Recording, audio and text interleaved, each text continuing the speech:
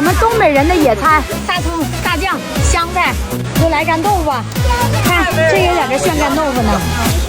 小烧鸡儿、小烧饼，我们本地的蓝莓、苞米、鹌鹑蛋，还有接着啃的麻花。照你呢。讲事儿呢。干豆腐卷大葱的好吃程度。干杯！干杯！不言而喻。你看，干豆卷大葱是这样的。要酸，等着干豆卷大葱。是啥货？干豆卷大葱。黄瓜蘸酱。大葱蘸酱。第几卷了，孩子？第几卷了？我也不记得，好像是第30个。对。隔壁桌也在大葱干豆腐。